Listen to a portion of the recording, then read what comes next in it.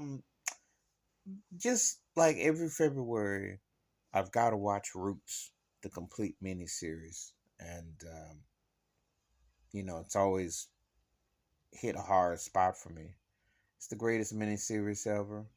Um, Always give much respect to Alex Hailey, who happened to pass away 30 years ago. This particular time, the story of Kunta Kinte, the whole fam, the whole thing. And the funny thing, when I watch Roots, there's still traces of everything that happened in Jim Crowism then as is today. It's very a trip when you can watch art imitating life.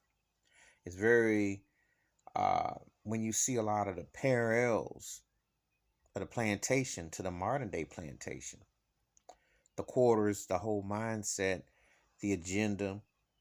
You know, one of the most potent lines when the pandemic first happened, when I was watching it 2 years ago, and a white dude made that remark, "It's a white man's country," and it still resonates with how the oppression, rejection, and also from a standpoint of enlightening yourself in a country that isn't as progressive as they like to portray. You still see the caveman mindset, but one of the things about still getting something so much out the miniseries, and of course, I'll go on to Ancestry.com, uh, 23 and me, 23 and I, different sites that are find out who you are.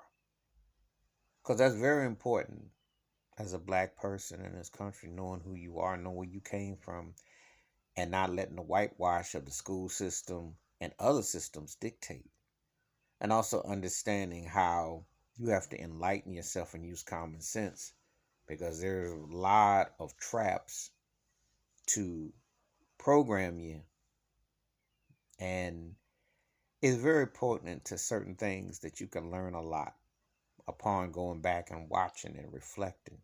It's very instructive to understand those details of just who you are and how things operate. So I want to take the time to, as I always remember, watching Roots, the miniseries, and what it meant, eye opening of the then and the now, and how a lot of things still pertain, you know.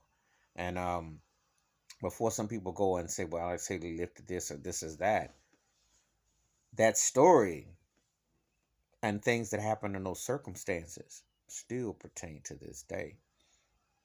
It may have been a documentary for TV that came out over 40 years ago, but it was telling the story of over 400 years ago, which is still, sadly, front and center of life as we speak today.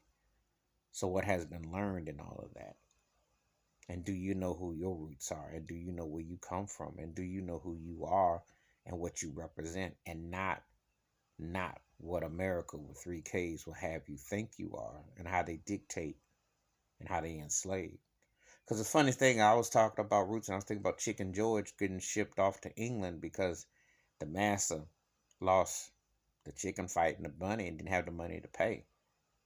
Why are black people having to get a passport? We should have free passports wherever we go.